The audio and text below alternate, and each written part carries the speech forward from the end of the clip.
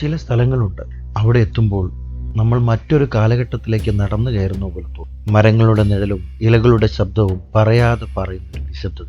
ആദ്യമായി ഈ സ്ഥലത്തെക്കുറിച്ച് കേട്ടപ്പോൾ ഇതൊരു ക്ഷേത്രമാണെന്ന് മാത്രമാണ് ഞാൻ കരുതിയത്. പക്ഷേ ഇവിടെ എത്തിയ ശേഷമാണ് മനസ്സിലായത്, ചില സ്ഥലങ്ങളിൽ പ്രത്യേകത അവയുടെ കെട്ടിടങ്ങളിലല്ല, അവയെ ചുറ്റിപ്പറ്റി തലമുറകളായി ജീവിച്ചിരിക്കുന്ന കഥകളിലാണ്. ഹലോ, ഞാൻ വിപിൻ വിച്ചു. അധികം ആളുകൾ ശ്രദ്ധിക്കാതെ പോകുന്ന സ്ഥലങ്ങളും അവയെ ചുറ്റിപ്പറ്റി ജീവിക്കുന്ന കഥകളും കണ്ടെത്താനുണ്ട് ഒരു യാത്രയാണ് നമ്മൾ ഒരുമിച്ച് തുടങ്ങും. ഇന്ന് നമ്മൾ എത്തിയിരിക്കുന്നത് പാലക്കാട് ജില്ലയിലെ പാതിരിക്കുന്നത്ത് മനയിലേക്കാണ്. ആദ്യ കാഴ്ചയിൽ തന്നെ മറ്റെല്ലാ ക്ഷേത്രങ്ങളിൽ നിന്നും വ്യത്യസ്തമായ ഈ ഒരു അനുഭവം ഈ സ്ഥലത്തിനുണ്ടെന്ന് തോന്നും. കാരണം ഇവിടെ ആദ്യം ശ്രദ്ധ പിടിച്ചു പറ്റുന്നത് ക്ഷേത്രമല്ല, ഈ കാടാണ്. വർഷങ്ങളുടെ പഴക്കമുള്ള മരങ്ങൾ, മനുഷ്യന്റെ ഇടപെടൽ വളരെ കുറവുള്ള പ്രകൃതി, അതിനിടയിൽ ഒളിഞ്ഞിരിക്കുന്ന ഒരു സർപ്പസങ്കേതം. കാറ്റിന്റെ ശബ്ദം പോലും ഇവിടെ മറ്റൊരു രീതിയിലാണ് അനുഭവപ്പെടുന്നത്. കേരളത്തിൽ സർപ്പാരാധനയ്ക്ക് വലിയ സ്ഥാനമുണ്ട്. പല വീടുകളിലും പല മനകളിലും ഇന്നും സർപ്പക്കാവുകൾ സംരക്ഷിക്കപ്പെടുന്നു. പക്ഷേ പാതിരക്കുന്നത്ത് മനയെ മറ്റുള്ളവയിൽ നിന്നും വ്യത്യസ്തമാക്കുന്നത് അതിൻ്റെ പിന്നിലെ ഈ ഒരു ഐതിഹ്യമാണ്. ആ കഥ നമുക്കൊന്ന് കേൾക്കാം. ഓരോ സ്ഥലത്തിനും ഒരു കഥയുണ്ട്. എന്നാൽ ചില കഥകൾ കാലം മാറ്റാറില്ല. തലമുറകൾ കഴിഞ്ഞാലും അവ വിശ്വാസമായി ജീവിച്ചുകൊണ്ടേയിരിക്കും. പാതിരക്കുന്നത്ത് മനയെക്കുറിച്ചും അത്തരത്തിലുള്ള ഐതിഹ്യമാണ് ഇന്നും പറഞ്ഞു വരുന്നത്. വർഷങ്ങൾക്ക് മുമ്പ് ഈ മനയിൽ താമസിച്ചിരുന്ന ഒരു ദമ്പതികൾക്ക് ഒരു വലിയ ദുഃഖമുണ്ടായിരുന്നു.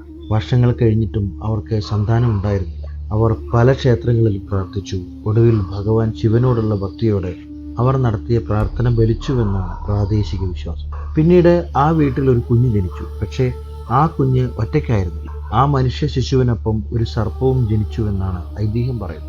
വിചിത്രമായി തോന്നാമെങ്കിലും ആ വീട്ടുകാർക്ക് അത് ഭയമായിരുന്നില്ല. ഇരുവരെയും ഒരുപോലെ സ്നേഹിച്ചാണ് വളർത്തിയതെന്ന് കഥ പറയുന്നു. കാലം കടന്നുപോയി. മനുഷ്യ ശിശുവും സർപ്പവും ഒരുമിച്ച് വളർന്നു. പക്ഷേ ആ വീട്ടിലേക്ക് എത്തുന്ന അതിഥികൾക്ക് സർപ്പത്തിന്റെ സാന്നിധ്യം ഭയമായി. ഒടുവിൽ അമ്മ ഒരു അപേക്ഷ നടത്തി, ഇനി എല്ലാവരുടെയും മുമ്പിൽ വരണ്ട. അമ്മയുടെ വാക്ക് കേട്ട സർപ്പം വിഷമിച്ചെങ്കിലും അത് അംഗീകരിച്ചുവെന്നാണ് പറയപ്പെടുന്നത്. എന്നാൽ പോകുന്നതിന് മുമ്പ് ഒരു വാക്കു മാത്രം പറഞ്ഞു, ഈ കുടുംബത്തെ ഞാൻ എന്നും കാത്തു സൂക്ഷിക്കും. അങ്ങനെ മനയുടെ വടക്കുഭാഗത്ത് ഒരു കല്ലിന് പിന്നിലേക്ക് ആ സർപ്പം മറിഞ്ഞുവെന്നും ഇന്നും അതേ സ്ഥലത്താണ് നാഗരാജനെ ആരാധിക്കുന്നുവെന്നും പ്രാദേശിക വിശ്വാസം പറഞ്ഞു. ഒരു ഐതിഹ്യം ഒരു സ്ഥലത്തെ പ്രസിദ്ധമാക്കാം, പക്ഷേ തലമുറകളായി ആ വിശ്വാസം നിലനിൽക്കുന്നത് അതിന് പിന്നിൽ മറ്റെന്തോ ഉണ്ടെന്ന് തോന്നിപ്പിക്കും. പാതിരക്കുന്നത്ത് മനയുടെ മറ്റൊരു പ്രത്യേകത ഇതൊരു സാധാരണ ക്ഷേത്രമല്ല എന്നതാണ്. പരമ്പരാഗത കേരള മനയുടെ ഭാഗമായാണ് പ്രധാന ആരാധനാ സ്ഥലം ഇന്നും നിലകൊള്ളുന്നത്. കാലം മാറി, ലോകം മാറി, പക്ഷേ ഇവിടെ പല ആചാരങ്ങളും ഇന്നും പഴയ രീതിയിൽ തന്നെ തുടരും. ക്ഷേത്രത്തെ ചുറ്റിപ്പറ്റിയുള്ള ഈ സർപ്പക്കാവ് ഈ സ്ഥലത്തിന്റെ ഏറ്റവും മനോഹരമായ ഭാഗങ്ങളിലൊന്നാണ്. ഉയരമുള്ള മരങ്ങൾ, പ്രകൃതിയുടെ സ്വാഭാവിക രൂപം, കല്ലിൽ കൊത്തിയ നാഗപ്രതിഷ്ഠകൾ. ഇവിടെ നടക്കുമ്പോൾ മനുഷ്യൻ പ്രകൃതിക്കുള്ളിൽ കടന്നു എന്നതാണ് തോന്നുന്നത്. പ്രകൃതി മനുഷ്യനുള്ളിലേക്ക് വന്നതല്ല. ഒരുപക്ഷെ അതായിരിക്കാം ഈ സ്ഥലത്തിന്റെ യഥാർത്ഥ ഭംഗി. കേരളത്തിന്റെ പല ഭാഗങ്ങളിൽ നിന്നും, ചിലപ്പോൾ കേരളത്തിന് പുറത്തു നിന്ന് പോലും ആളുകൾ ഇവിടെ എത്താറുണ്ട്. സർപ്പദോഷ പരിഹാരത്തിനായും കുടുംബക്ഷേമത്തിനായും സന്താന ലാഭത്തിനായും പലവിധ നേർച്ചകളുമായാണ് ഭക്തർ ഇവിടെ എത്തുന്നത്. ഇത് ചരിത്രമാണോ വിശ്വാസമാണോ എന്നത് ഓരോരുത്തരുടെയും കാഴ്ചപ്പാടാണ്. പക്ഷേ ഈ വിശ്വാസമാണ് ഇന്നും ആയിരക്കണക്കിന് ആളുകളെ ഈ സ്ഥലത്തേക്ക് കൊണ്ടുവരുന്നത്. ഇവിടെ നിൽക്കുമ്പോൾ മറ്റൊരു കാര്യം കൂടി മനസ്സിലാകും.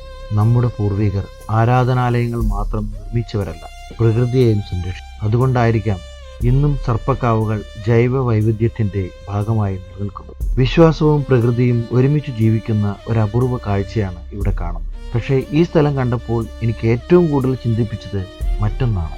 ഒരു കാര്യം നിങ്ങൾ ശ്രദ്ധിച്ചിട്ടുണ്ടോ? കേരളത്തിലെ പല പുരാതന ആരാധനാലയങ്ങളും പ്രകൃതിയുടെ മടിയിലാണ് നിർമ്മിക്കപ്പെട്ടിരിക്കുന്നത്. അത് യാദൃച്ഛികമായിരുന്നോ അതോ പ്രകൃതിയുടെ വിശ്വാസവും ഒരുമിച്ച് സംരക്ഷിക്കണമെന്ന ചിന്തയോ?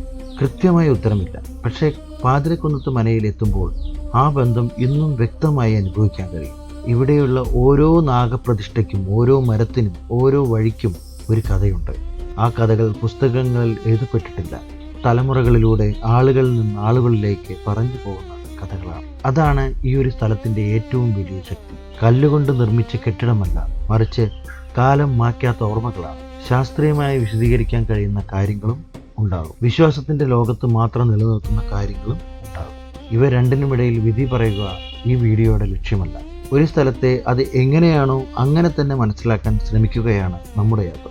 ഒരുപക്ഷെ അതുകൊണ്ടായിരിക്കാം ആയിരക്കണക്കിന് ആളുകൾ ഇന്നും ഈ സ്ഥലത്തേക്ക് എത്തുന്നത് ഉത്തരം കണ്ടെത്താനല്ല, മനസ്സിനൊരു സമാധാനം തേടിയാണ്. ഇന്ന് നമ്മൾ കണ്ടത് ഒരു ക്ഷേത്രം മാത്രമല്ല, ഒരു കുടുംബത്തിൻ്റെ ഐതിഹ്യം, ഒരു സമൂഹത്തിൻ്റെ വിശ്വാസം, പ്രകൃതിയോട് ചേർന്ന് ജീവിച്ച ഒരു സംസ്കാരത്തിൻ്റെ അടയാളം. ഞാൻ വിഭിന്നിച്ചു. ഓരോ സ്ഥലത്തിനും ഒരു കഥയുണ്ട്. ആ കഥകൾ കണ്ടെത്താനുള്ള യാത്ര ഇവിടെ അവസാനിക്കുന്നില്ല. അടുത്ത കഥയുമായി വീണ്ടും കാണാം. ഇത്തരത്തിലുള്ള കഥകൾ നിങ്ങൾക്ക് ഇഷ്ടമാണെങ്കിൽ ഈ യാത്രയുടെ ഭാഗം ഇന്നിവിടെ പറഞ്ഞു വരുന്നു.